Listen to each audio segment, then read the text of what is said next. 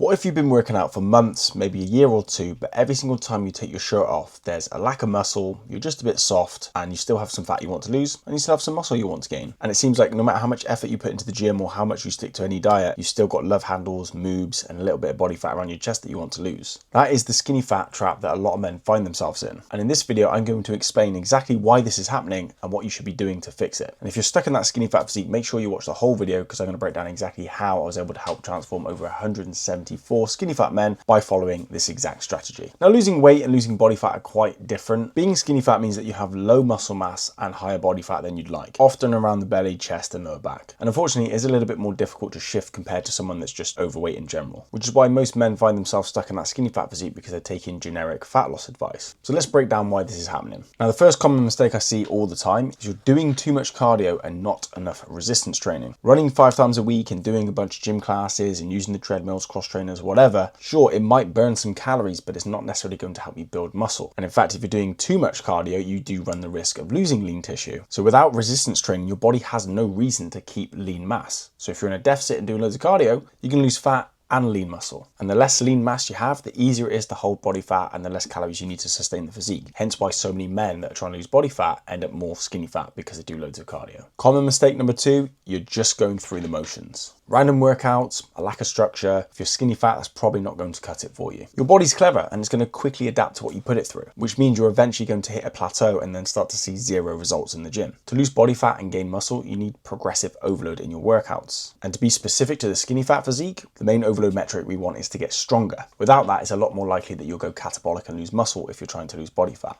Common mistake number 3, and most people don't believe this, but you're probably under eating or over dieting. Most skinny fat guys think, right, I need to lose body fat, let's just drop those calories down, let's get into a massive calorie deficit, let's eat nothing, let's go on a cut. If you're barely eating, which probably means you're also not getting enough protein in, then your body loses more muscle, not just fat, which is also a double-edged sword, because the more muscle you lose, the skinnier you will become, and then the easier it is to hold on to stubborn body fat. And like I said, these mistakes are very, very common because they're the first things that most men go to when they're trying to lose body fat. But if you're skinny fat, we need to be a bit more precise. So now I've covered a few mistakes that you might be making and mistakes that we particularly want to avoid. Let's break down how you can go about fixing them and start seeing results. So here's actually what works if you're trying to fix skinny fat. First things first, do not go on a bulk, focus on a recomposition first. Now, most skinny fat men shouldn't jump onto a bulk first, also should not jump into a massive calorie deficit too quickly. If you go into a massive calorie deficit first, this will only cause you to become a smaller version of skinny fat. But on the flip side, if you go into the bulk, sure, you might gain a little bit of muscle, a little bit of thickness and fullness and size, but all the areas that you dislike will only get bigger and get worse, which means the love handles will grow, the belly will get bigger, and you're looking to feel a little bit worse throughout the whole bulk. Not to mention, by the end of the bulk, you've now just set yourself up to have an even bigger cut to start to do, which means getting lean and fixing all those pudgy areas you don't like is going to take even longer. So instead, start with a body recomposition first, which is essentially training like you're bulking, but eating just below your maintenance so that we can lose body fat and still have the potential of gaining some muscle. Kind of 2 birds, 1 stone. Now, for some of you can still gain muscle in this recomposition like my client Reese did. He was able to gain all of this muscle in a recomposition.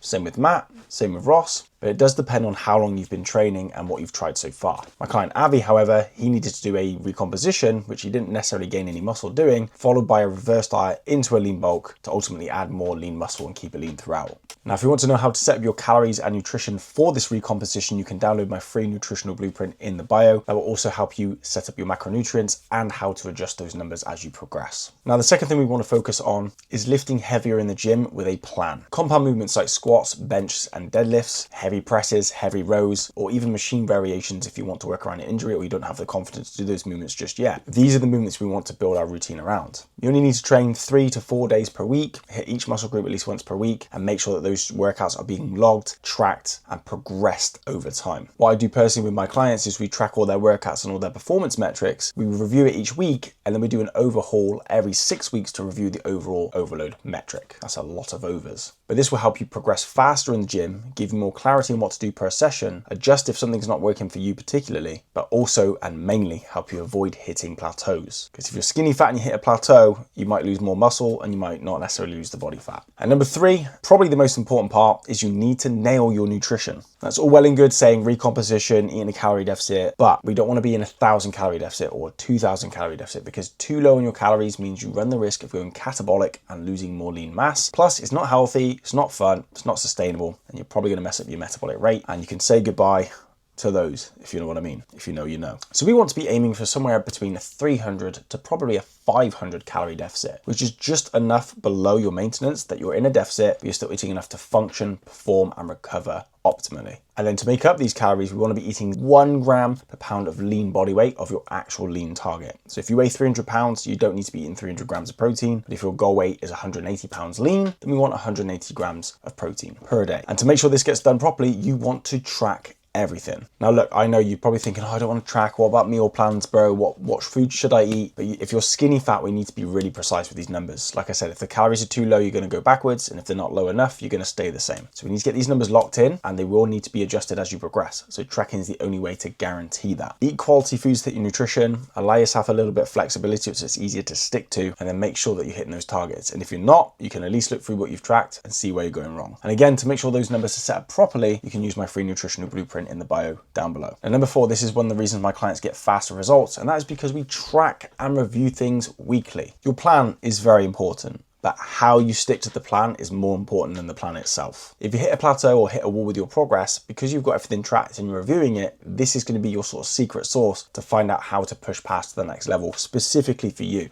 If not, you're just going to get stuck going through the motions. You may jump from program to program, which is just going to keep you in the same spot, and it's going to be very frustrating. I can't tell you how many times someone's booked a call, and during that conversation, they tell me they've been trying to lose body fat and get muscle for 5 years, 10 years plus. And it normally comes down to the fact that they've hit a plateau, they're not sure what to do next, and they either keep doing what they did, which is a problem because what got you here won't get you there, or they jump to programs that have nothing to do with the goals that they've got specifically, i.e. something that's not going to help fix skinny fat. But if we track and measure everything each week, then we can adjust it and progress with it, which is how my clients have managed to transform in as little as 11 weeks, all the way up to 12 months. And look, I've had some clients that it takes longer than a year. Depends on the goal and what you're working towards. But it's a lot faster if you know exactly what to do each week and you adjust every time something slows down. Now look, most people that I've worked with have tried bulking, they've tried cutting, they've gotten that cycle of cuts and bulks, kind of like the bro cycle that I call it, or they're just doing random workout plans. Either way, nothing's working and they're stuck and frustrated. But once we work together, we're able to identify the weak points, slowly refine it. And look, I'll be honest with you, not every single person's the same. The principles are the same in terms of energy balance and thermodynamics and getting stronger. Every client's needed a different approach to their training or their nutrition to suit them. And that's how they were able to finally lose body fat and gain muscle without all the guesswork and frustration. It's not necessarily about doing more, it's about being more strategic with your approach, because skinny fat is a specific problem to solve. And if you're ready to stop spinning your wheels and getting stuck, or just being frustrated or jumping from program to program and just trying everything and hoping it sticks, you can work with me one-to-one by hitting the link below, book a call, and we can have a chat and see if I can specifically help you. I don't always have spaces, so if the link's active, then book a call.